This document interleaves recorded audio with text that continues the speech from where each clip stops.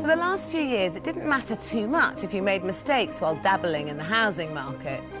The profits of amateur developers were protected by a rising market. But then in the summer of 2007, the housing bubble burst. The worst thing was not being able to borrow any more money. Everything changed and it just took a dive. Everything went from fabulous to rock bottom overnight, really. And now the bubble's burst and that's it, it's finished. I don't think it'll ever come back.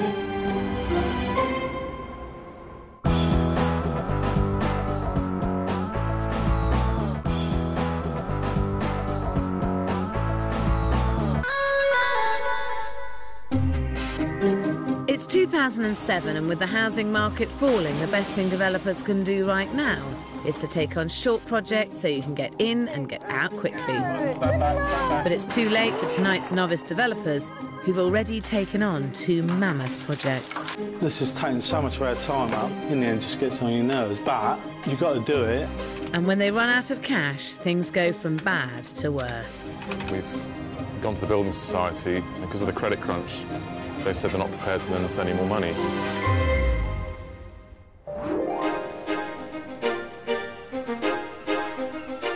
In Henley-on-Thames in Oxfordshire, meet self-employed bookseller Nigel Gough and his wife Gilly, who restores antique furniture. Our experience in property developing is nil, really. We've knocked a wall down. And we've done some decorating. Rewired a couple of plugs, but really not much experience at all. Despite the lack of experience, in July 2007, Nigel and Gilly decide that this 3-bedroom Victorian property is where they should invest all their savings in a bid to pay off their mortgage. It's a huge project, and dragging this house into the 21st century is going to be a lot harder than they imagine. So this is it, this is your first development. Yeah. It's a top-end area, this, isn't it? We've been looking for a house like this for about 1.5 years, 2 years. Projects like this don't come along very often, and you don't even have to think about when you get the opportunity to buy something else. You've just got to go in there. What made you decide to do it? Have you always thought about developing or not? Bottom line is making money. We want to get our mortgage down as much as we can. Yeah. Nigel's old-fashioned. I think it's a long-term aim, to be realistic. It's going to take a few projects like this to get to that stage. Right. What are you thinking that this development's going to cost? The builder's quote came in a lot higher than we expected, Yes, to be fair, so we just made it up a little bit. It's a seriously scary approach to developing, and it gets even scarier when you look at their figures. They paid $527,000 for the property, right at the top of the market. But waiting for planning permission in a falling market means their sums don't stack up from the start. They have a £100,000 budget, which is small for such a big project, and they hope to sell for an optimistic $675,000. That would make them a £33,000 profit. But that's just a 5% return on their investment. Property developing involves a lot of money, and as a rule, you should aim for a 20% return on your investment. I'm struggling to see any sense in this development. What I don't totally understand is you wanted to modernise an old house that needed work. Just because a house is unmodernised doesn't necessarily mean you'll make any profit out of modernising it, because it might cost more than the difference between a modernised house and an unmodernised house to do the work. When the market's difficult, it's even more crucial to be realistic about your figures, and I think their £675,000 sale price simply isn't. A project like this can be terribly stressful on you emotionally. Are you a bit nervous about that? We never really plan too much, so that we don't argue about what's to come. We just take it on when it comes. Crikey, that sounds like a time bomb waiting to go off. No plans, and it'll be OK. It's a dangerous strategy for a development that needs so much work. At the top, there's an unconverted roof space with a large chimney breast in the middle.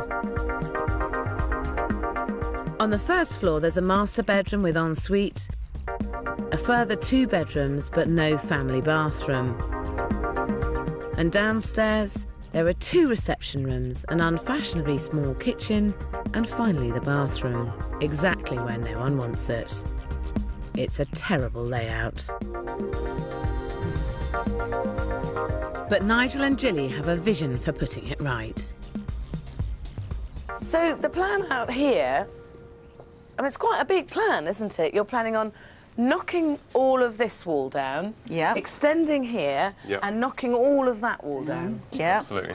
Oh, it's just not something that I've ever seen done. Oh, right. Oh. This is a huge amount of work. Nigel and Gilly rightly want to demolish the old bathroom and extend to the side to gain more space. But they also want to take out the entire back wall of the house to join the rear reception room into the now enormous kitchen diner. I feel they should keep the second reception room and install a downstairs WC, crucial to a large family home. The thinking is that we're going to have a great big open space with the kitchen and the dining area there, so the family can spend all their time in there. We spend all of our time nowadays in kitchens and dining areas. It all makes complete sense until you think about what's in the rest of the house, how many bedrooms there are, how many further reception rooms there are. It's only when children are incredibly small that you want that totally open plan space. As soon as they have thousands of plastic bits of toy, you actually want that in a slightly separate space. We thought we had the ground floor. Really good. Oh no, I'm really sorry. Their problems don't stop downstairs. Upstairs, they're converting the loft, which should add real value. But they're only adding 1 bedroom, and they're putting the family bathroom up here, which could be a major pain for the bedrooms below. If they took out the chimney, they could get a 2nd bedroom up here, and on the floor below, they could turn the rear bedroom into a far more convenient family bathroom. I think you have to have a bathroom on this floor, because I think if you only have another bathroom other than this ensuite up in the attic, it doesn't work at all well for a family with young children. Do you think that what is now the 3rd bedroom is going to be a substantial bathroom? It's going to be a big bathroom. It is. And yet, say the 4th bedroom upstairs is going to be a relatively small space. It's not big enough to be a bedroom and a bathroom, that back space. So you can't do that, and therefore I think you have to go with it being a bathroom. But this seems to be the solution. Yeah. We were trying to tick too many boxes and get too many things in too many little spaces. I like that. Yeah, because I can't argue with it. The good news is they like this new layout for upstairs, but on the ground floor, it's a different story. We've now got a plan upstairs, at least, but downstairs, I'm not sure. I still feel that large space at the back of the house really is going to make an absolutely stunning room. I personally feel that I would quite like to stick with our original plan. To suddenly say, oh yes, we're going to go with what Sarah has said is harder than you think. 130 miles away near Diss in Norfolk, meet retired cabbie Alan Hutchinson and his wife Sue. They too think they have the perfect money-making project. They've sold everything they own and have moved into a caravan to take this on. It's an old Edwardian lodge in the middle of the forest that was completely gutted by fire 5 years ago, and one of the most derelict developments we've ever had. I can understand people looking at that and thinking, goodness, what a risk those couple are taking. But to me, there is no risk, because I know it's 4 walls, but they're 4 sturdy walls. I think, you know, you've only got to have a little bit of sense to sort of like get something like that going, get a good architect on it, and sort out all your rooms and everything, get the landscaping done properly. How can you go wrong? You can't really go wrong. But with a development on this scale in an already jittery housing market, things can go very wrong indeed. If I had £100,000 in pound notes in my hand and said, do you want it or not? I'd say no, I don't want it. It's autumn 2007 and the speculation that the housing boom is going bang. But nobody wants to hear that, especially not Alan and Susan Hutchinson, who've sunk their life savings into a massive project near Diss in Norfolk. They've bought this burnt-out old lodge in the middle of the woods. It's a big project, especially as they've only ever renovated a couple of small cottages before. So, what an amazing pile of bricks yours. There's not a lot there. You've got a bit of a job on your hands, haven't you? Yeah, I think so, yeah. Certainly this is a really amazingly unique spot and it's very peaceful. So why did you decide to buy this? What we were thinking, that people want value for money these days, and what more would you value than your time, your leisure time with your family and friends, privacy and a haven from stress, and just to be somewhere that they can relax and enjoy. And I think this really is the place. So you were desperate to get this? I was. I really wanted it, yeah. I really wanted it. Alan and Sue recently paid £190,000 for the property. They have a £200,000 budget. It's tight for what's a virtual rebuild and relies on them doing a massive amount of the work themselves. Surprisingly, though, their £450,000 sale price falls way short of what I think they could achieve, as does their target profit of £60,000. What's really exciting about this is you do effectively have a blank canvas. You've got a fantastic plot with quite an interesting building in, but it's so derelict you can do what you like with it in terms of layout and space. We've got our own ideas on the way we'd like the place to be. It's a personal thing sometimes. But it's the personal thing that means that they're missing the true potential of this site.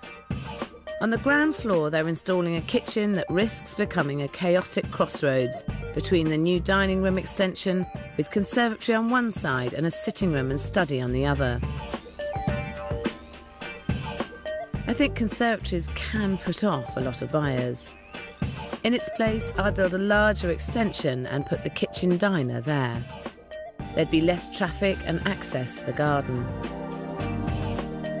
Then, as dining rooms are rarely used these days, I'd move that into the busy central area behind. The way we thought it through was that the hub of the house was the kitchen, and all rooms came back to the kitchen. That's kind of the warmest, snuggest, cosiest place, and people love to be in the kitchen. But it's also the most chaotic room, which you need to be able to shut the door on and not go in. So if you have to go through the kitchen to get anywhere in the house, it means that you are always going to have to look at the washing up. The issues downstairs are nothing compared with the missed opportunities above. Alan and Susan are planning just 3 bedrooms. But family houses with 4 bedrooms always command a premium. And it's an easy fix to put one above a larger ground floor extension, potentially raising the sale price by a massive 20%. To me, it's a no-brainer. What do you think of that, between 3 and 4 bedrooms? We're not totally inflexible. We will give it some thought. But that 4th bedroom is absolutely essential if you want to get top value for this, because a family house changes in value from a 3-bedroom to a 4-bedroom quite considerably. Do you think that the family home will get us the best revenue? Definitely. Most people who want an acre of land and they want to live in the middle of the woods want to do so because they have children and they want their children to run around in the woods. So it's just more chance that you're going to sell it because there's more people like that. I just get it on my mind, you know, what you want and like, and hopefully someone else will like it as well, you know. They just walk in and they think, yeah, I like this, because we like it. You're seeing a lot of you in this house, aren't you? Yeah, but we're hoping that someone else might see it as well. I'm not sure Alan and Susan have done their homework. There's an amazing opportunity to build a premium family home. But if they do what they want rather than what the market demands, they risk throwing it all away.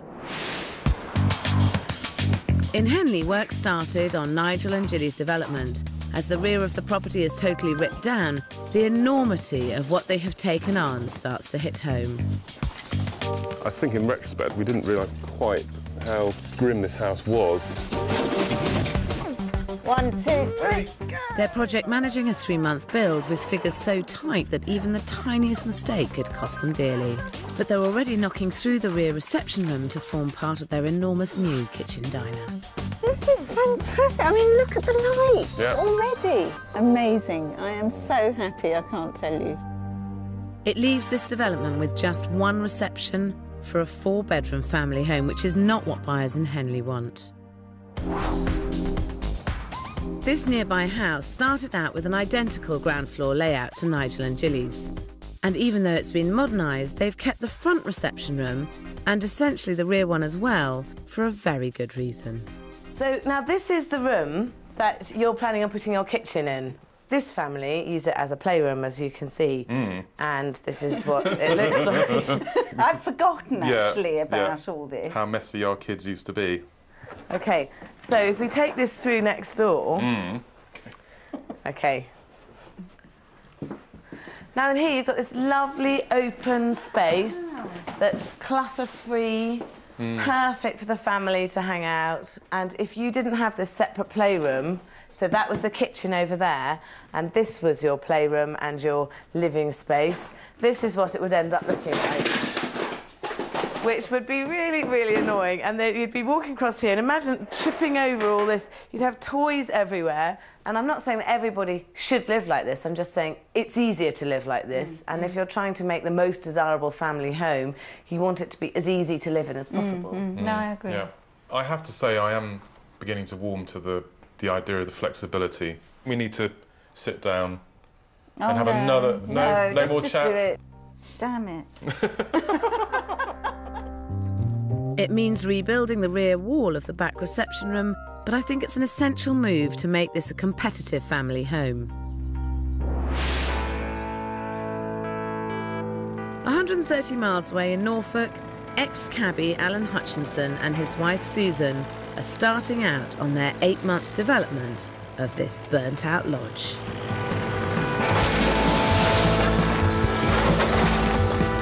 Well, I like destroying things, to rebuild things. What Alan and Sue are rebuilding is a modest 3-bedroom property. A 3-bedroom family home is completely throwing away this site's potential. The architect said by putting that extra bedroom in upstairs we could get another 20,000, but to be frank, I think it's worth 20,000 just not to go there, you know, and have to go back to planning and I just, I'm happy to lose 20 grand for not putting a bedroom there, basically. It's just too much hassle. I reckon there could be a lot more than 20 grand at stake. And when you've sold everything you own and are toughing it out in a caravan, it seems bizarre not to try to maximise your profit. Hello, hi, how are you? Very well, come in. Thank you. I've done some research in the area. These are 3-bedroom houses. So this is 325, 365, 415, 420 and 425. And 390,000 is sort of the average for a 3-bedroom house. And then 4-bedroom houses start at 475, 495, 525, 525 and 575. So the average of those is 519,000. So the difference is 130,000, which is a massive amount between a 3-bedroom and a 4-bedroom house. You're into a completely different market, completely different league of buyer. And I can't say I've ever thought about it or noticed it before, because I wouldn't have thought there was a big markup between the two, two different types of property. Crucially, at this early stage, adding a 4th bedroom would cost relatively little more at £30,000 and could nearly triple their £60,000 target profit. If I had £100,000 in pound notes in my hand and said, do you want it or not? Would you go, no, do you know what, I don't really. No, actually. keep it there. If you'd done it with this and said, change that, I'd say, no, I don't want it. But why? Sorting things out with architects and the council, you know what trouble that can be. So why would we want to go there again? Yeah. Probably for £100,000. I'll let you keep your money. In Henley, Nigel and Gilly have spent so much time finalising plans, their original schedule is already up and the builders are only just starting work on the loft. Bacon buses, what time? Downstairs, work on the kitchen extension has also begun. Nigel and Gilly are doing an enormous amount of work to transform this property, but surprisingly, they're still reluctant to put in one small but vital addition. I don't want guests walking out of a loo in the middle of a dinner party. It just doesn't work, does it? No. Not having a downstairs loo in a large family home like this is just daft. And as the decline in the housing market has now reached Henley, even the smallest compromise could jeopardise their chance of selling, let alone making any money. It's another added expense which we don't really need, so great, we don't need to have a downstairs loo. And what if somebody does want to have a downstairs loo who buys this? They can put their own in. I think the reality is it's unlikely that somebody is going to want to buy a newly modernised house and then rip it apart to put the plumbing in and put a downstairs loo in. They'll just buy another house. So it's better than just going up this, because the bathroom's just at the top of the stairs. Yeah, but if you've got little children, it's a pain, and this is a family house. Yeah. So if they won't believe me, maybe local estate agents can convince them. Can we ask you a question? How important is it to have a downstairs toilet in a 4-bedroom family house? It would be expected these days, a house of that size. With 4 bedrooms, definitely. All right. And what's the smallest downstairs loo you've ever seen? Because we might have it. Mine. OK. Yes, you do definitely need a downstairs loo, particularly if you've got little children, because you haven't always got that time to run up the stairs with them. If you can find the space, definitely get a downstairs loo. We're going to have a downstairs toilet. Every single one of them has said it's a must, even if it is next to a dining room. So yeah, I think we have to go for it, don't we? Near Diss in Norfolk, Alan and Susan are completely immovable on their plans. They're sticking with 3 bedrooms, and their ideas for the ground floor don't make much sense either. Yeah, I think this is going to be a great kitchen. I like it. Because each room will come into it, and so if there was a family living here, they would always congregate in the kitchen. They want to put the kitchen right in the middle of the house, but it would make more sense for it to go in the new rear extension, where there are great views and access to the huge garden. This is what families will want, but Alan and Susan just can't seem to see it. But it's so important, I'm determined to get them to open their eyes. The reality is your biggest market is a family market, and that kind of makes most sense to try and appeal to them. I think it's going to work, and I'm happy the way it is. Going to need more persuading. We can do more persuading. OK. Because we're going to ask some other people what they think. So, right. Would you prefer the kitchen dining room to be overlooking the garden, or would you prefer the kitchen dining room to be in the middle of the house? No, overlooking the garden. So that's one to me. It's lovely in the summer to throw the doors open and extend your kitchen and living area into the garden. I would rather have the kitchen in the conservatory bit with a dining table. So I've got a family and I could see them and look at them while I was in the kitchen as well, Thank you. OK, so she's always right, you know. I watched the programme. The room that you're going to use the most is the room that I'd want overlooking the nice view. Are you persuaded? No. But even though I've asked all these people, you're going to stick to your guns and there's no persuading you? Well, yes. I have to say, you're seriously stubborn customers. We know what we like. We get something and we do stick to it. And hopefully we're on. It would be funny, but this crazy decision will cost them a lot of money. I hope they'll change their minds. We both slept on it and said to each other, I think we better consider the kitchen being in the extension, and in the end we decided it was a good idea. Probably be more cost effective, and it'll shut Sarah up as well, you know. But just as I think I'm back on track with this pair, they take a gruesome detour. Oh my goodness. I would really question whether selling this house is going to be made easier with that. I'll pay you to take it down. It's horrible. In Norfolk, Alan and Susan have been working tirelessly on their development, but the budget is getting out of hand. You just feel like sometimes you're a cash machine and people just think it's OK to, oh yeah, this has cost another this and this has cost this, and, you know, and you just think, well, you know, where are you supposed to get it all from? You just can't keep shelling it out. And it's not just the rising costs that are getting them down. Living in a caravan has a bit of a wearing effect on you, and you don't realise that you're getting down, but you actually, you know, realise when you go to other people's houses especially, you know, what you've left behind. It's February 2008, and like the rest of the country, Norfolk house sales are falling by as much as 34%. Buyers are scarce, so making a good first impression is vital. But Alan and Susan have been toiling in the woods for so long, I'm worried they've lost touch with reality. I've had a sculpture done of the Green Man of the Forest. The Green Man stands for fertility, rebirth, and really that's what this house is all about. It's been reborn after the fire and everything. I don't think Sarah's going to like it, but I love it, so there's no discussion about it. It's there to stay. Alan is so pleased with the sculpture, he wants me to get maximum impact.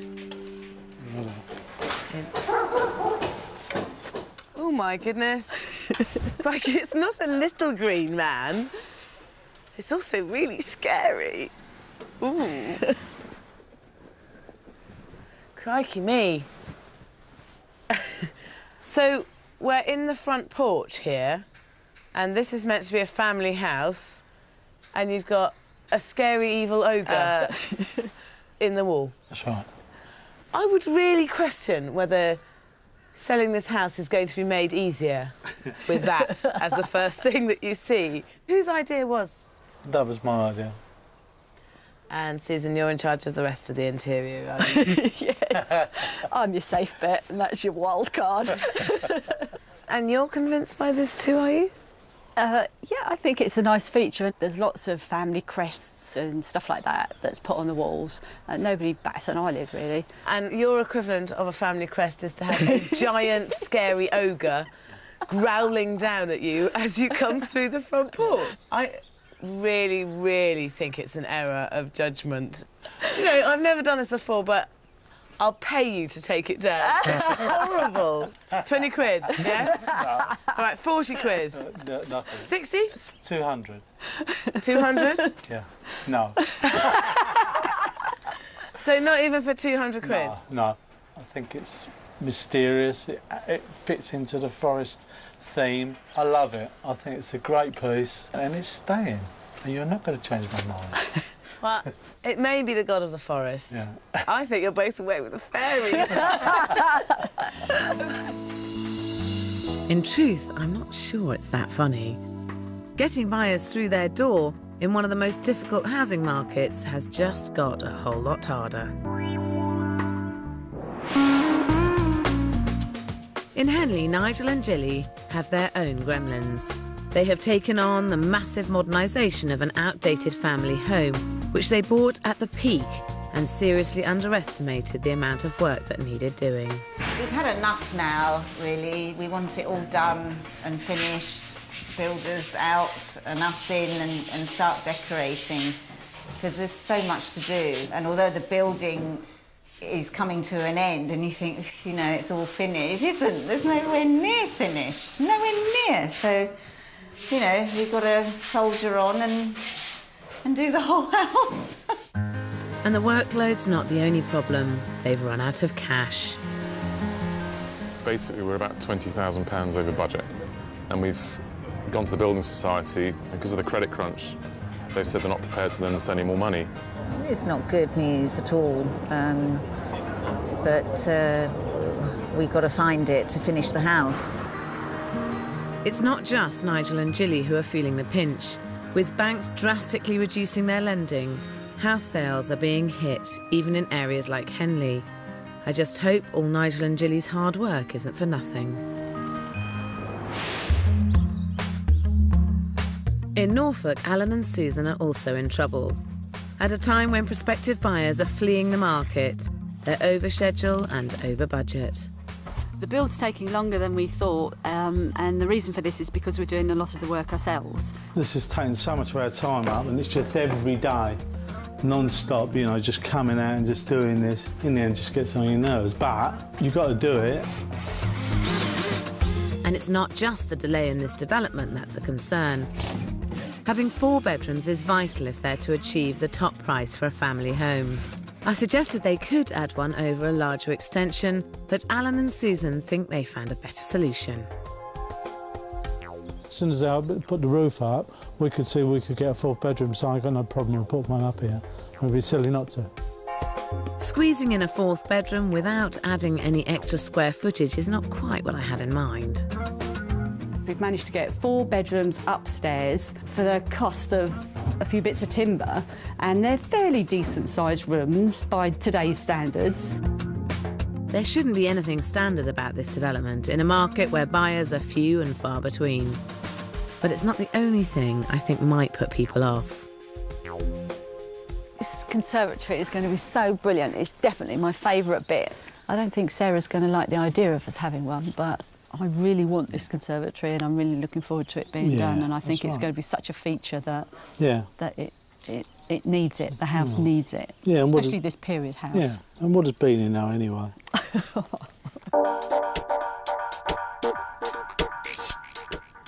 At a conservatory showroom, I'm going to show Alan and Susan exactly why, in my experience, conservatories can put off lots of buyers.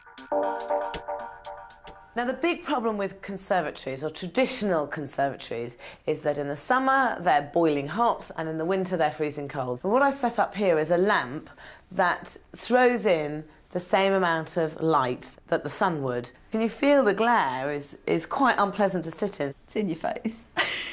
It's going to be really hot in here. I think you'd have to have a blind or something like that, yeah. And what's the point in having a glass roof if you're going to put a blind over it? And why not go with a more contemporary version of a conservatory, which would be a garden room? A garden room is 20% more expensive because it has to comply with building regs for installation. But I think it will always add value.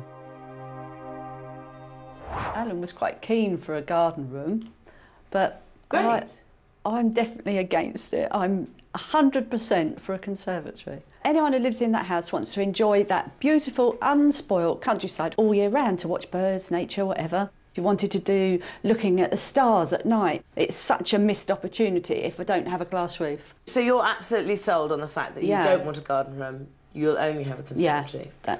OK. In Henley, Gilly and Nigel are over budget and the bank is refusing to help. So they should be finishing this project as cheaply as possible, but furniture restorer Gilly has one expensive weakness. This is the offending table, then.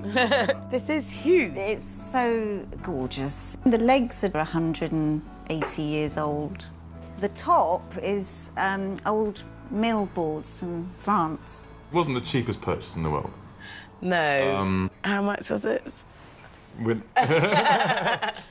not telling. We're not telling. You're really not going to tell me? No. Money doesn't come into it when you love something. Yeah. Surely you can't fit this massive table into your development? No.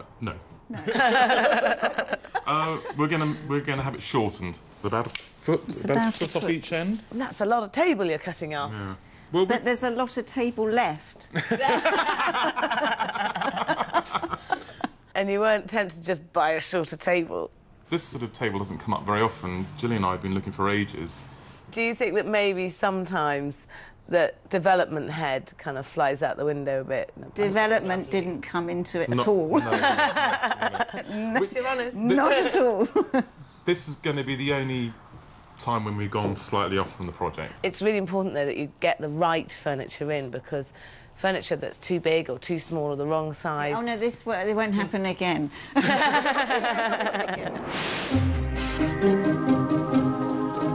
It's October 2008, and in Norfolk, Alan and Susan have roped in extra hands to help with the final push to get their development finished. It's coming on very nicely, and the end is in sight. They may be on the home straight, but with the housing market paralysed, will there be any buyers? It's a concern that when we finished, it won't be worth what we want it to be worth.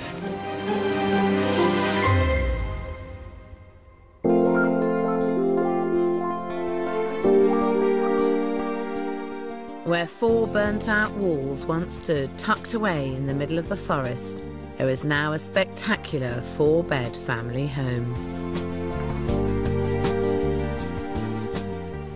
But considering that this was literally 4 walls, It's the most spectacular achievement. That's great.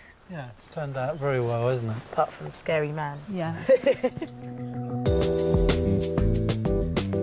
The green man in the woods isn't the only battle I've had with this pair to maximise the stunning potential of this site.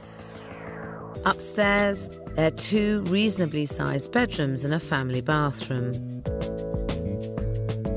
But then they've compromised the 3rd bedroom to squeeze in a 4th, which is certainly not a double.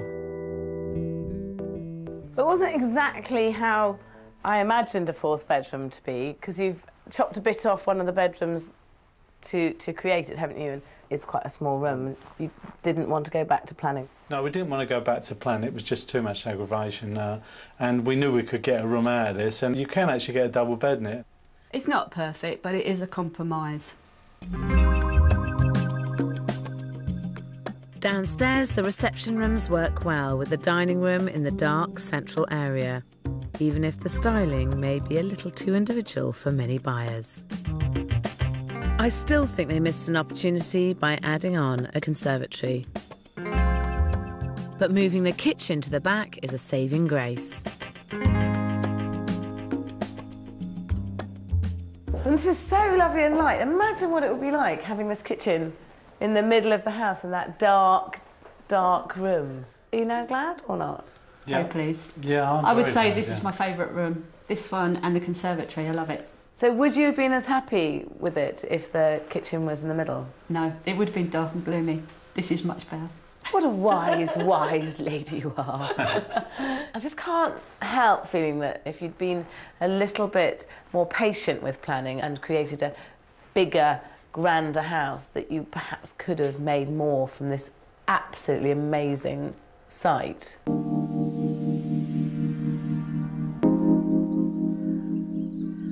But even without being more ambitious with the development, the budget has increased by £27,000, which means they need to sell for £417,000 to break even.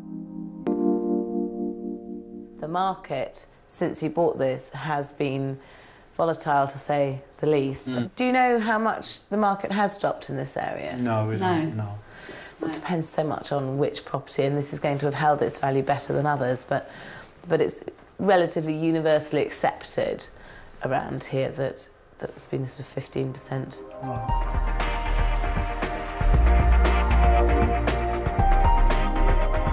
The current market is really tight. It's challenging, there's no doubt about it. I've been in the business 20 years and this is the worst I've known it. I would value this property at £390,000. I value this house at £400,000. I value this house at £450,000. I'm not surprised they mentioned 450 because I think the property is worth that. This hasn't been valued at 450. You're not going to definitely get 450 for this. No. And with those 3 valuations, I think you'll be more likely to get 400 than 450. Well, so I think you have to be realistic. I mean, I could say it's worth 800. You're not going to get 800 for it. You've got to get someone to actually pay the money. Yeah. So what will you do in this situation? I think we're going to ride out the storm and move in and enjoy it.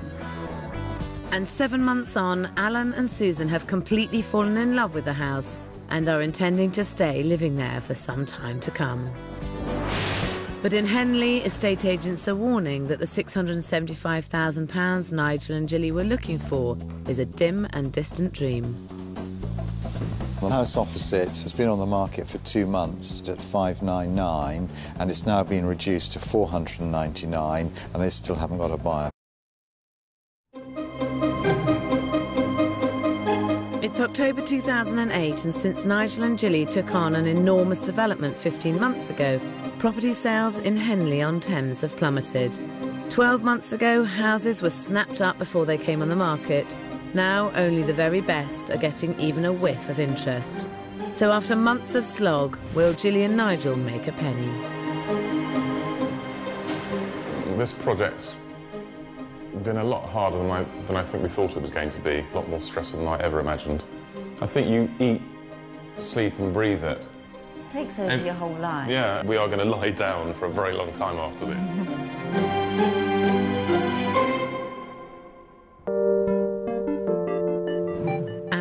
outside, this once neglected family home has now been spruced up, but it's inside that the development comes into its own. Nigel and Gilly have maximised the value of their loft conversion by creating 2 bright and spacious top-floor rooms. Downstairs, there's the master bedroom with ensuite, and a further bedroom and that crucial family bathroom.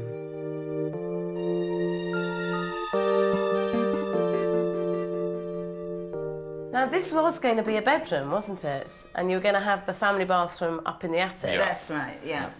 But this works brilliant, and it's a lovely big room. And Yeah, I mean, ultimately here you've now got pretty much the perfect layout for a family house, which means that in terms of sale, you are at the very front of any other potential houses. On the ground floor, the front reception room is spacious and beautifully styled.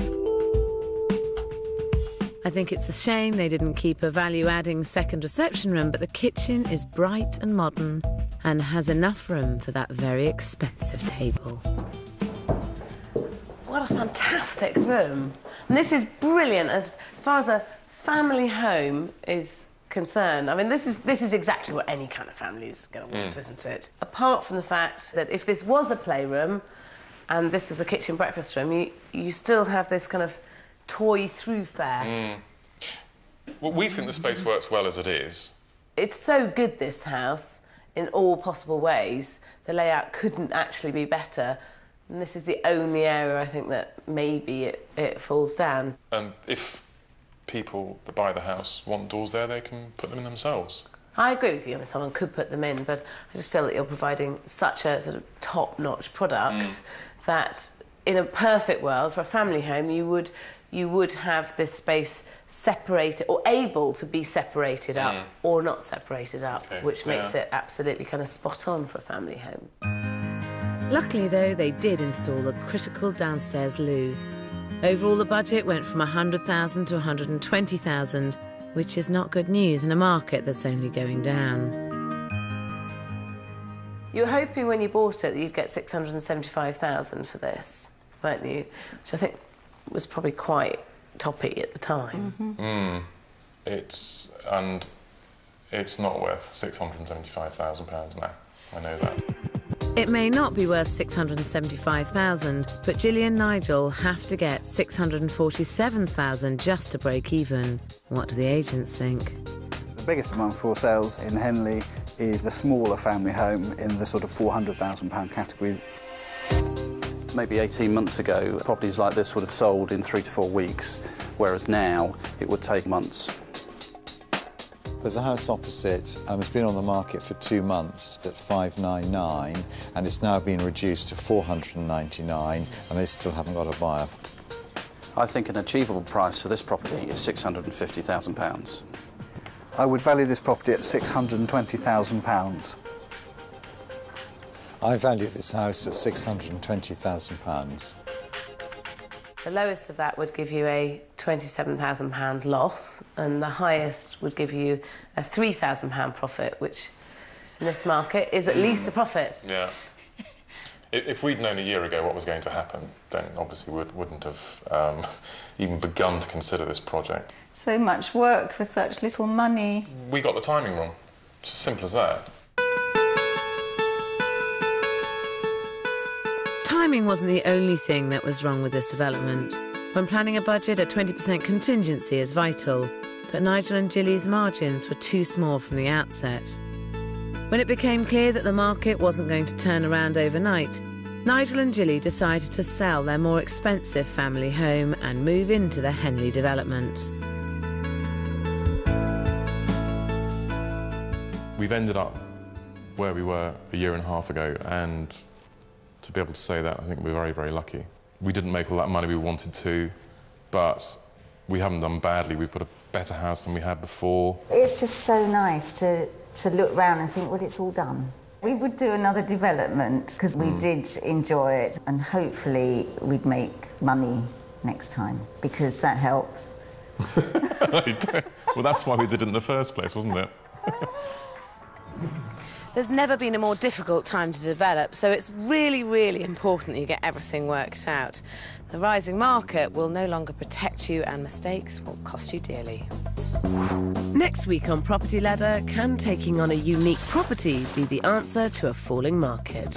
Did you just think, do you know what, I really need a jailhouse? It's going to feel like it's a great pad in the West End of London.